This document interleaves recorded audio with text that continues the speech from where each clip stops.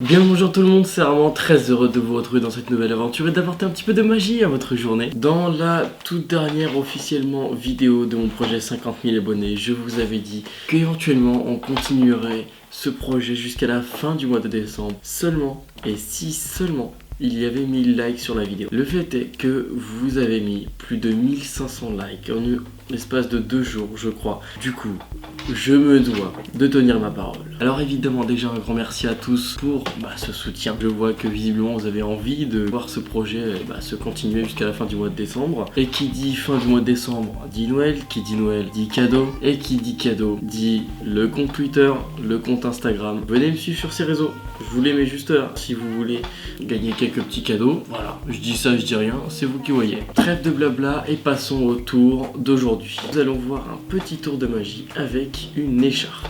Et quoi de mieux pour ce faire qu'une belle petite écharpe qui vient de chez YouTube lui-même. Et oui, ça fait plaisir de voir que même YouTube a eu envie de fêter Noël avec ses créateurs. Le but de ce tour n'est pas bien compliqué. Il va falloir faire passer l'écharpe autour de votre bras. Donc je le fais là.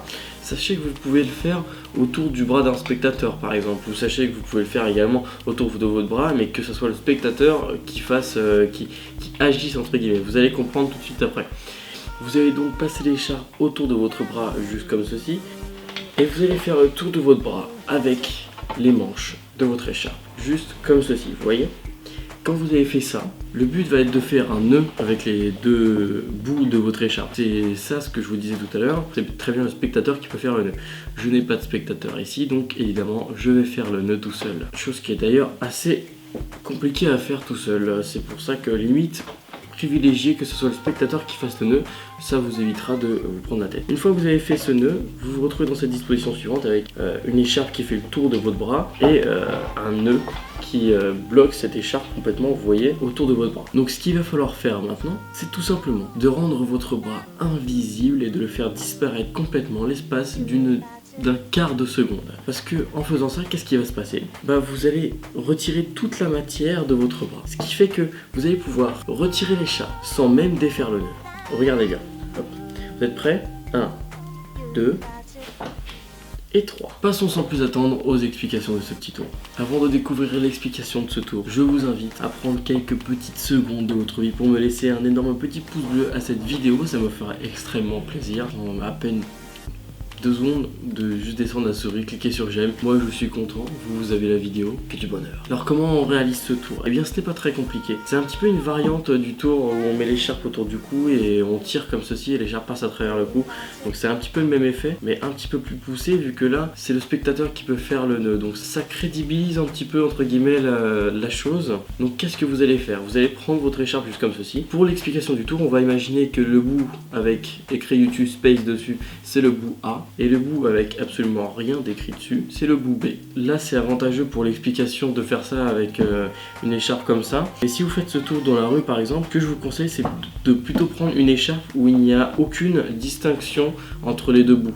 Que l'on ne puisse pas distinguer en fait que le bout A est bien le bout A et que le bout B est bien le bout B. Donc vous prenez votre écharpe comme ceci, vous placez votre bras juste en dessous, vous allez faire croire au spectateur que vous faites un tour comme ceci avec les bouts de l'écharpe, ce qui fait que le spectateur pense que vous prenez l'écharpe, vous faites le tour comme ça et vous faites le tour comme ça et là vous faites un nœud au-dessus, ce qui fait que là vous ne pourriez pas retirer l'écharpe concrètement. Mais vous, en réalité, ce que vous allez faire, c'est que vous allez créer une sorte de perturbation en dessous de votre bras, juste ici, en touchant un peu votre écharpe comme ça. Et ce qui se passe, c'est qu'au lieu de faire passer le bout A à gauche de votre bras et de le faire remonter, et le bout A, vous allez le laisser à droite en touchant un petit peu comme ceci. Vous allez donner au spectateur, c'est pour ça que c'est plus important que ce soit le spectateur qui lui fasse le nœud. Donc vous donnez au spectateur le bout A qui reste sur votre droite et vous lui donnez ensuite le bout B.